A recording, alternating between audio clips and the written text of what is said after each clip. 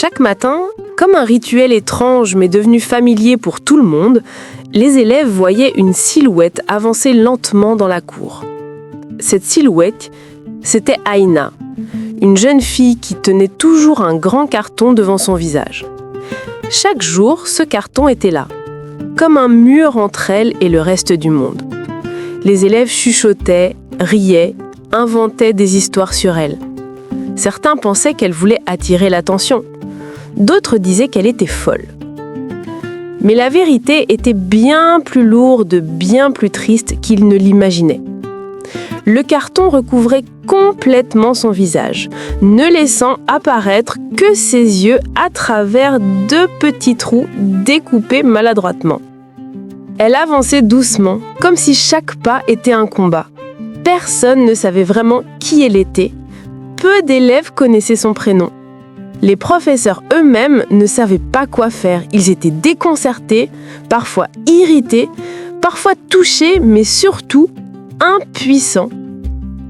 Ce carton était devenu son identité. On ne disait pas « Aïna arrive », on disait « le carton arrive ». Et dans la cour, dès qu'elle apparaissait, un silence court se faisait, puis les rires reprenaient, parfois moqueurs, parfois nerveux. Les nouveaux élèves demandaient « Pourquoi elle cache sa tête ?» Les anciens répondaient « Tu verras, elle est bizarre ». Pourtant, derrière ce carton se cachait une jeune fille au cœur fragile, une enfant blessée par des mots trop lourds pour son âge. Elle venait à l'école par courage et non par envie. Chaque matin, elle trouvait la force de traverser le regard des autres, malgré son immense peur d'être vue. Et ce simple carton était devenu pour elle un bouclier contre le monde. Avant le carton, Aïna n'était pas cachée. Elle avait un visage, une voix, un sourire. Elle parlait avec quelques camarades, riait parfois, même timidement. Mais tout avait changé un jour précis. Celui où une photo d'elle, prise par un élève sans son accord, avait circulé dans l'école. Cette photo montrait son visage marqué par une cicatrice qu'elle portait depuis un accident lorsqu'elle était petite. Une cicatrice longue, visible, impossible à ignorer. Les enfants, parfois cruels sans le vouloir, avaient commencé à se moquer d'elle. Au début, c'était des petites remarques. « Pourquoi t'as ça sur la joue ? On dirait un monstre !» Puis les mots étaient devenus pires. La fille la plus moche de l'école. « Frankenstein ! Ne t'approche pas d'elle, elle fait peur !» Ces phrases, répétées encore et encore, avait fini par se graver profondément dans son cœur. Aucun adulte n'avait compris l'impact que cela avait sur elle. Les autres élèves trouvaient ça amusant. Ils ne voyaient pas qu'il détruisait quelqu'un de l'intérieur. Aïna avait commencé à parler moins, puis à sourire moins, puis à ne plus regarder personne. Finalement, un matin, elle avait pris un carton chez elle, l'avait découpé et l'avait mis devant son visage en disant à sa mère qu'elle voulait juste essayer quelque chose. Mais ce quelque chose devint permanent. La douleur des moqueries était devenue trop lourde. Le carton était devenu la seule manière pour elle de ne plus subir le regard des autres, de ne plus entendre, telle aide, de disparaître sans disparaître vraiment. Et ainsi, son monde s'était refermé. Le carton, à la base simple objet, devint peu à peu son refuge personnel, son abri mental, sa petite maison privée au milieu d'un monde hostile. Chaque matin, elle le prenait avec elle, comme on prend un parapluie pour se protéger de la pluie. Pour Aïna, la pluie était faite de regards, de paroles blessantes, de rires moqueurs. Derrière ce carton, elle se sentait invisible. Elle ne voyait pas les gens la regarder, et même si elle savait que les moqueries continuaient parfois, elle semblait plus lointaine. Comme si le carton absorbait une partie de la douleur. Elle se disait « Si je ne vois pas leur visage, peut-être qu'ils ne voient pas vraiment le mien ». Les professeurs avaient essayé de lui demander d'enlever ce carton, certains l'avaient même grondé, mais plus ils insistaient, plus elle s'accrochait à lui. Pour elle, enlever ce carton revenait à s'exposer nue devant une foule prête à la juger. Elle ne pouvait pas encore. Peu à peu, ce carton devint une extension d'elle-même. Les élèves s'habituaient à sa présence, même s'ils en riaient toujours. Ils prenaient des photos, se moquaient en disant qu'elle imitait un robot. Mais rien ne la faisait réagir. Elle avançait, tête baissée, protégée. Elle apprit même à faire tout avec ce carton. Marcher, lire, écrire, écouter en classe. Elle avait développé une manière de bouger unique, presque silencieuse, comme si elle voulait se fondre dans l'air. Derrière ce carton, elle rêvait parfois d'être quelqu'un d'autre, d'avoir un visage accepté, une vie normale. Mais pour l'instant, le carton était tout ce qui lui permettait de continuer à venir à l'école, sans s'effondrer. Même si le carton offrait une forme de protection, il créait aussi une grande barrière entre Aïna et le reste du monde. Elle se retrouvait isolée, exclue de tout.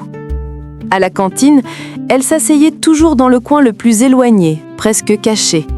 Personne ne venait s'asseoir à côté d'elle. Même les élèves gentils n'osaient pas, ne sachant pas quoi dire, quoi faire ou comment l'aborder. Elle entendait parfois des groupes rire joyeusement, discuter, partager des histoires. Et dans ces moments, un poids immense s'installait dans sa poitrine. Elle se demandait ce que ça faisait d'avoir des amis, de parler librement sans peur, de montrer son visage sans crainte du jugement. Dans la cour, elle restait seule. Elle se mettait entre deux murs, dos à tout le monde, les yeux rivés sur ses chaussures. Elle espérait que personne ne viendrait la déranger. Mais parfois, quelques élèves passaient devant elle exprès pour dire « Regarde là, c'est la fille au carton !» puis éclater de rire. Les journées étaient longues. Chaque sonnerie résonnait comme un rappel qu'elle devait encore tenir quelques heures. Parfois, la solitude lui donnait envie de pleurer, mais elle retenait ses larmes. Elle se disait « Si je pleure, ils le verront et ils riront encore. » Sa mère, à la maison, voyait bien que quelque chose n'allait pas. Mais Aïna ne parlait plus. Elle mangeait en silence, passait de longues heures dans sa chambre, cachant même parfois son visage chez elle. Sa cicatrice n'était pas le vrai problème, c'était ce qu'elle représentait pour les autres. Elle rêvait secrètement qu'un jour, quelqu'un la regarde sans jugement. Qu'un jour, elle puisse respirer sans carton. Mais pour l'instant, elle survivait. Rien de plus. Depuis plusieurs semaines, une nouvelle enseignante observait silencieusement Aïna. Elle s'appelait Madame Liora et contrairement aux autres professeurs, elle ne se contentait pas de voir le carton. Elle voyait la souffrance cachée derrière. Elle avait enseigné dans plusieurs écoles avant et elle savait reconnaître une âme blessée. Elle avait remarqué comment Aïna marchait doucement, comme quelqu'un qui essaie de ne déranger personne. Comment elle baissait la tête, même avec le carton. Comment ses épaules semblaient porter un poids invisible. Un jour, pendant un cours, Madame Liora posa les yeux sur Aïna plus longtemps que d'habitude. Elle vit ses doigts trembler légèrement lorsqu'elle écrivait. Elle vit qu'elle sursautait au moindre bruit. Ce n'était pas une élève timide, c'était une élève brisée. Après la classe, alors que les élèves sortaient en courant, impatients d'aller en pause, Madame Liora appela doucement. « Aïna, tu peux rester un moment ?» Le cœur d'Aïna se serra. Personne ne prononçait son prénom. Étonnée, elle resta figée. Puis elle avança timidement jusqu'au bureau de la professeure. Madame Liora ne lui demanda pas d'enlever le carton. Elle ne lui dit pas que c'était étrange ou gênant. Au contraire, elle s'assit à côté d'elle et dit calmement « Tu n'as pas à dire quoi que ce soit. Je veux juste que tu saches que je te vois. Pas le carton, toi. » Ces mots touchèrent Aïna d'une manière inattendue. Personne n'avait parlé ainsi depuis longtemps. On lui parlait du carton, jamais d'elle. Pour la première fois depuis des mois, elle sentit un espace léger dans sa poitrine. Un petit souffle d'espoir. Madame Liora ne força rien, elle sourit simplement, un sourire doux, patient, rempli d'humanité. Et ce fut le début d'un changement silencieux. Les jours suivants, Madame Liora fit de petits gestes, sans pression. Elle disait « Bonjour Aïna » chaque matin, même si la fille ne répondait pas. Elle lui demandait si elle comprenait les exercices, même si elle hochait simplement la tête. Elle la traitait comme une élève normale, pas comme un mystère ambulant. Et cela fit petit à petit fondre une minuscule partie du mur que le carton avait construit autour d'elle. Un jour, après le cours, Madame Liora lui demanda doucement « Aïna, est-ce que je peux m'asseoir un moment avec toi ?» Aïna hésita, puis hocha timidement la tête. La professeure s'assit. Il y eut un long silence, mais un silence qui ne faisait pas peur. Un silence qui donnait de la place, qui disait « Je suis là si tu veux parler. Si tu ne veux pas, je suis là aussi. » Puis, avec une voix presque inaudible, Aïna prononça ses premiers mots depuis longtemps. « Vous n'avez pas peur ?» Madame Liora la regarda avec douceur. « Peur ? Pourquoi aurais-je peur de toi ? Aïna baissa la tête. À cause de mon visage, les autres, ils disent... Sa voix se cassa. Madame Liora posa une main légère sur son bras. Tu n'es pas un monstre, Aïna. Tu es une enfant qui a été blessée. Et parfois, les gens blessent encore plus ceux qui semblent différents parce qu'ils ne comprennent pas. Ces mots firent trembler le carton entre les mains d'Aïna. Personne n'avait jamais prononcé une phrase aussi simple et aussi vraie devant elle. Elle sentit son cœur battre plus vite, comme si une porte s'entr'ouvrait dans son âme. Peut-être, juste peut-être, quelqu'un pouvait l'écouter. Quelques jours plus tard, Aïna se sentit suffisamment en confiance pour partager un morceau de son histoire. C'était après un cours. Elle resta assise, immobile, puis, d'une voix fragile, elle dit « Madame, je peux vous dire quelque chose ?» La professeure hocha la tête, attentive, bienveillante. Alors, Aïna inspira profondément et laissa les mots sortir. Un peu tremblant, un peu cassé. Elle raconta l'accident. Le feu, la panique, la douleur. Elle raconta comment la cicatrice était restée malgré les soins. Comment les enfants du quartier l'avaient regardée avec dégoût. Comment à l'école tout avait empiré. Les photos prises en secret. Les surnoms cruels répétés dans les couloirs. Les vidéos postées sur les réseaux sociaux. Chaque détail faisait trembler sa voix davantage. Puis, elle expliqua comment un matin, elle avait pris un carton pour se cacher juste un jour. Mais ce jour s'était transformé en semaine, puis en mois. Le carton était devenu sa prison, mais aussi son armure. Si je le retire, ils vont recommencer. Je n'y survivrai pas, murmura-t-elle. Madame Liora sentit les larmes monter, mais elle resta forte pour ne pas la fragiliser davantage. Aïna, tu as vécu des choses terribles. Aucun enfant ne devrait vivre ça. Mais je te promets une chose. Tu n'es plus seule. Je suis là. Et ensemble, on va changer les choses. Pour la première fois depuis très longtemps, Aïna sentit que quelqu'un croyait en elle. Pas en ce qu'elle cachait, mais en ce qu'elle était profondément. Elle ne sourit pas encore, elle ne retira pas le carton, mais quelque chose venait de changer. Son cœur avait enfin trouvé une main tendue. Madame Liora, touchée par ce que vivait Aïna, prit une décision. Elle ne pouvait pas laisser une enfant se détruire à cause des autres. Alors, elle fit une promesse à Aïna, une promesse qui allait tout transformer. « Je ne te demanderai jamais d'enlever ton carton, mais je te promets que tu n'auras plus jamais à affronter tout ça seule. » Ces mots furent comme une lumière dans la nuit. Pendant des mois, Aïna s'était sentie complètement abandonnée, incomprise, rejetée. Cette promesse fut comme une bouffée d'air frais dans un monde qui l'étouffait. Madame Liora commença par de petites initiatives. Elle encourageait les élèves à être plus respectueux, sans mentionner Aïna directement. Elle parlait de l'importance de la différence, de l'empathie, de la valeur du respect. Elle racontait parfois des histoires inspirantes en classe, d'enfants ayant vécu des épreuves difficiles. Elle voulait préparer les esprits sans brusquer personne. Puis, elle se concentra sur Aïna. Chaque jour, elle lui rappelait quelque chose de simple. « Tu as de la valeur. Tu mérites d'être ici. Ce n'est pas ton visage qui définit ton cœur. » Aïna écoutait, en silence, mais ses phrases s'inscrivaient en elle comme des graines d'espoir. Elle commença même à écrire dans un petit carnet qu'elle gardait dans son sac. « Peut-être que je ne suis pas un monstre. Peut-être que quelqu'un peut m'aimer.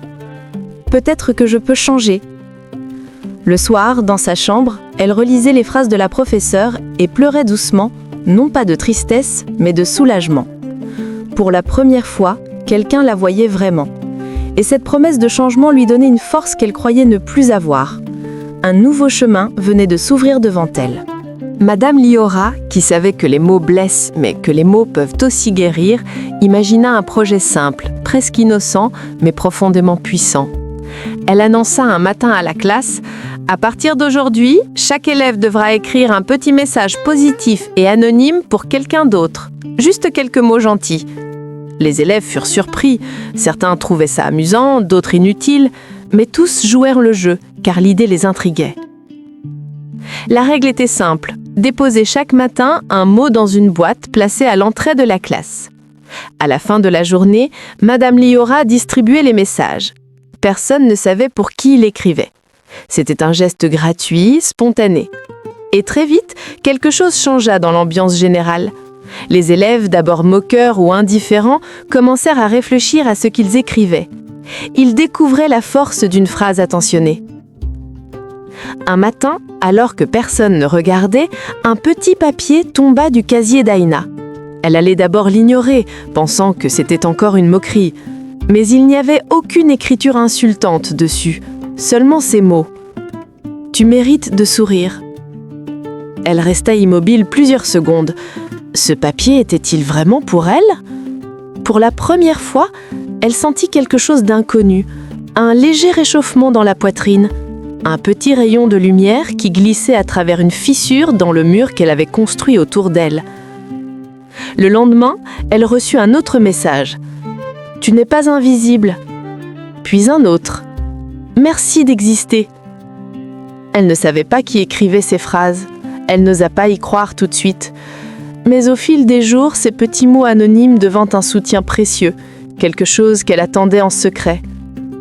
Sans le savoir, la classe commençait déjà à changer, et Aïna aussi. Chaque jour, désormais, Aïna recevait 1 ou 2 petits papiers. Au début, elle pensait que c'était un hasard. Puis, à force de lire les messages, elle comprit que ce n'était pas un jeu cruel. Quelqu'un, peut-être plusieurs personnes, essayaient réellement de lui envoyer de la douceur. Ces messages, simples mais sincères, la touchaient profondément. « Tu es courageuse. Tu as une belle écriture. On espère que ta journée sera belle. Tu n'imagines pas comme tu es forte. » Ces mots, elle les lisait et relisait en cachette, souvent le soir, dans son lit, lampe éteinte, avec le carton posé près d'elle comme une vieille habitude qu'elle ne savait pas encore abandonner. Parfois, elle pleurait en lisant les messages, mais c'était des larmes différentes, des larmes qui nettoient, pas celles qui détruisent. Petit à petit, ces phrases commencèrent à effacer d'autres phrases, celles qui la blessaient depuis des mois. Les insultes se faisaient plus floues dans sa mémoire, tandis que les mots doux devenaient plus nets. Elle se sentait un peu moins seule, un peu moins monstrueuse, un peu plus vivante. Elle commença aussi à remarquer que certains élèves la regardaient différemment. Moins de moqueries, moins de rires méchants. Certains lui faisaient même de petits signes de tête quand elle passait. Rien de spectaculaire, mais suffisant pour qu'elle le remarque. Mais surtout, Aïna reprit une habitude qu'elle avait oubliée. Elle se mit à rêver. Rêver de vivre sans ce carton. Rêver d'un jour où elle pourrait marcher dans l'école sans se cacher. Rêver d'une version d'elle-même plus libre. Sans le savoir, les mots anonymes étaient en train de reconstruire son courage, mot après mot, papier après papier. Un matin, alors que le soleil traversait doucement les fenêtres de sa chambre, Aïna posa sa main sur le carton. Il était usé, découpé à la hâte, presque tremblant tellement elle l'avait serré. Elle le regarda longuement. Pour la première fois, elle osa se demander « Est-ce que j'ai encore vraiment besoin de toi ?» Cette question l'effraya. Une vague de panique monta en elle. Elle imaginait les regards, les chuchotements, les rires. Elle imaginait les souvenirs douloureux revenir. Son cœur battait si vite qu'elle eut l'impression qu'il allait éclater. Mais quelque chose était différent ce matin-là. Elle avait la sensation que tout ce qu'elle avait vécu depuis des semaines, les mots doux, les gestes de Madame Liora et les regards un peu moins durs, l'avaient préparée à quelque chose. Peut-être que ce jour n'était pas un jour comme les autres. Elle prit son courage à 2 mains, respira profondément et glissa le carton sous son bras, au lieu de le mettre directement devant son visage. Elle se dit « Je le garde, mais je peux essayer de marcher quelques mètres sans. Juste quelques mètres. » En arrivant devant l'école, son cœur s'emballa. Ses mains tremblaient. Elle avait envie de rebrousser chemin. Mais au moment où elle allait remettre le carton devant son visage, elle sentit une petite force intérieure lui dire « Essaye, juste aujourd'hui. » Elle marcha jusqu'au portail sans le carton. Personne ne sembla la regarder au début. Puis elle le remit rapidement quand elle entra dans la cour, encore trop fragile, encore trop effrayée. Mais quelque chose avait changé. Ce matin-là, elle avait fait un pas. Et un premier pas, même minuscule, peut changer toute une vie. Quelques jours plus tard, alors que tout le monde s'installait dans la classe, Madame Liora annonça une activité de présentation. Chaque élève devait dire quelque chose sur lui-même. Rien d'obligatoire, juste un moment pour partager. Les élèves soupirèrent, certains rirent, mais tout le monde joua le jeu. Quand ce fut le tour d'Aïna, un silence étrange tomba dans la classe. Personne ne s'attendait à ce qu'elle parle. Personne ne savait si elle allait même se lever. Aïna sentit ses jambes trembler. Son cœur tambourinait dans sa poitrine. Elle se leva lentement, toujours le carton devant le visage. Elle allait juste dire un mot, n'importe lequel, puis se rasseoir. C'était déjà énorme. Mais au moment où elle ouvrit la bouche, elle sentit la voix de Madame Liora derrière elle. « Tu peux prendre ton temps, Aïna, nous sommes là. » Et alors, un miracle se produisit. Avec une lenteur infinie, ses mains descendirent le carton 1 centimètre, puis 2, puis 3. Le carton glissa devant son torse. Son visage apparut. Toute la classe retint son souffle. Certains ouvrirent grand les yeux, surpris. Personne ne riait, personne ne parlait. Il n'y avait ni moquerie, ni dégoût, juste un silence rempli d'émotion. Sa cicatrice était là, visible, marquée. Mais ce qu'on voyait surtout, c'était ses yeux. Des yeux pleins de courage, de peur et d'une force incroyable. Aïna sentit ses mains trembler encore, mais elle ne remit pas le carton. Elle resta debout, vulnérable, vraie, exposée, mais libre. Puis, elle dit, d'une voix fragile mais déterminée, « Je m'appelle Aïna et je veux essayer. » Ce fut un moment que personne n'oublierait jamais. Lorsque Aïna baissa le carton ce jour-là, les élèves découvrirent une vérité qu'ils n'avaient jamais imaginée. Ce n'était pas un visage monstrueux comme les rumeurs le disaient. Ce n'était pas un visage effrayant. C'était un visage humain, marqué par une cicatrice, oui, mais un visage beau dans sa sincérité, sa fragilité, sa force. Beaucoup d'élèves ressentirent une vague de honte les traverser. Ils comprirent qu'ils avaient jugé quelqu'un pendant des mois, sans jamais chercher à comprendre. Ils avaient créé une histoire qui n'avait rien à voir avec la réalité, une histoire née de peur, de moquerie, d'ignorance. Certains baissèrent la tête, d'autres regardaient Aïna avec admiration. Ce n'était plus la fille au carton, c'était Aïna, une jeune fille qui avait survécu un accident, à la douleur, aux humiliations, et qui venait d'avoir plus de courage que toute la salle réunie. Madame Liora, les yeux légèrement humides, observa les élèves. Elle vit leurs expressions changer. La surprise, la prise de conscience, la douceur. Elle savait que ce moment serait un tournant pour l'école entière. Ce jour-là, les élèves comprirent une chose essentielle. Ce n'est pas la différence qui est laide, mais le regard qui juge. Et Aïna, en se tenant debout devant eux, ne reflétait plus la peur, mais l'incroyable force de ceux qui se relèvent malgré tout. Elle avait brisé le mur, elle avait brisé le silence. Et sans le savoir, elle venait de briser le cœur de ceux qui l'avaient blessée, mais pour mieux les changer. Les jours suivants furent très différents. L'école semblait s'être transformée. Les élèves qui, auparavant, l'ignoraient ou se moquaient d'elle, commencèrent à lui parler, doucement, timidement, avec respect. Certains vinrent même s'excuser pour leur comportement passé. Pas tous, mais assez pour que son monde change. Aïna, toujours prudente, n'osait pas encore totalement croire à cette nouvelle réalité, mais elle se sentait plus légère. Elle sortit de plus en plus souvent sans son carton. Elle marchait la tête un peu plus haute. Elle osait même sourire parfois. Un sourire discret, mais sincère. Un jour, à la cantine, une fille de sa classe lui proposa de s'asseoir à côté d'elle. Aïna hésita longtemps, puis accepta. Elles parlèrent un peu, timidement, mais ce simple moment fut pour elle une victoire immense. Elle se surprit même à rire légèrement. Dans les couloirs, les regards n'étaient plus les mêmes. On la regardait avec respect, parfois même avec admiration. Parce qu'il faut un courage immense pour affronter ce qu'elle avait affronté. Madame Liora continua de la soutenir. Elle lui rappela souvent « Tu n'es plus seule ». Et cette phrase, Aïna la portait comme un trésor. Petit à petit, Aïna retrouva des morceaux d'elle-même qu'elle croyait perdus. Elle parla un peu plus, participa en classe, fit un dessin de son visage, cicatrice incluse, et le trouva beau. Elle n'était plus la fille qui se cachait, elle était la fille qui avait survécu, la fille qui avait fait face, la fille qui renaissait. Et cette renaissance, personne ne pouvait l'arrêter. Quelques semaines plus tard, l'école organisa une journée spéciale autour du respect et de la différence. À la surprise générale, Aïna accepta de prendre la parole.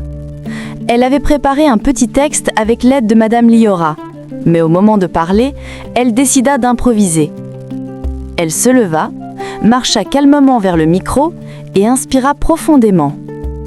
Puis elle dit, d'une voix douce mais étonnamment forte, « Pendant longtemps, j'ai cru que j'étais laide. Pas parce que je me regardais dans le miroir, mais parce que c'est ce qu'on me disait chaque jour. J'ai cru que je devais me cacher, que mon visage était une erreur. J'ai cru que je ne valais rien. Mais j'avais tort. Ce n'était pas mon visage qui me faisait du mal, c'était le regard des autres. Le jour où j'ai décidé de me voir différemment, ma vie a commencé à changer. » La salle resta immobile. Certains élèves avaient les larmes aux yeux. D'autres murmuraient « Elle est incroyable ». Aïna continua. « Nous avons tous quelque chose de différent. Une cicatrice, une faiblesse, une peur. Certains le cachent, d'autres pas. Mais aucune différence ne mérite d'être moquée. Jamais. Si j'ai pu enlever ce carton, c'est parce que des personnes m'ont regardé autrement, avec respect, avec gentillesse. Alors je vous demande, faites pareil pour les autres. Vous ne savez jamais ce que quelqu'un traverse. » Elle termina en souriant, un vrai sourire, lumineux, sincère. Ce jour-là, toute l'école apprit une leçon qu'aucun manuel ne peut enseigner.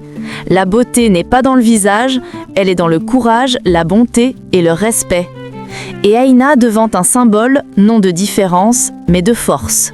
Dans l'histoire d'Aïna, la jeune fille qui cachait son visage derrière un carton est une œuvre profondément émouvante, puissante et riche en enseignements. Dès les premières secondes, elle capte l'attention du spectateur grâce à son ton authentique et humain. Cette histoire aborde un sujet essentiel, l'impact destructeur du jugement et de la moquerie, mais surtout la capacité incroyable d'un être humain à renaître lorsque quelqu'un lui tend la main. La narration est fluide, bien structurée et parfaitement rythmée, ce qui permet au spectateur de ressentir chaque émotion. La solitude d'Aïna, sa douleur silencieuse, mais aussi son courage grandissant et la transformation qui s'opère en elle. La vidéo transmet un message puissant et universel. La beauté n'est pas dans le visage, mais dans la force intérieure, la résilience et la capacité d'un cœur à guérir malgré les blessures. Au-delà de l'histoire, la vidéo est un véritable outil de sensibilisation. Elle pousse chacun à réfléchir sur l'importance des mots que nous utilisons, sur notre influence sur les autres et sur le rôle que nous pouvons jouer pour apporter du réconfort plutôt que du mal. Elle montre aussi la valeur immense qu'un adulte bienveillant peut avoir dans la vie d'un enfant. Le personnage de Madame Liora incarne parfaitement cette bienveillance qui change des destinées. Visuellement ou narrativement, cette vidéo inspire, touche et laisse une empreinte durable. Elle rappelle que les différences ne doivent jamais être un motif de rejet, mais une invitation à l'empathie. En résumé, c'est une œuvre profondément humaine qui parle au cœur, qui élève l'esprit et qui devrait être vue par tous, enfants, adolescents et adultes. Une vidéo qui ne se contente pas de raconter, mais qui transforme.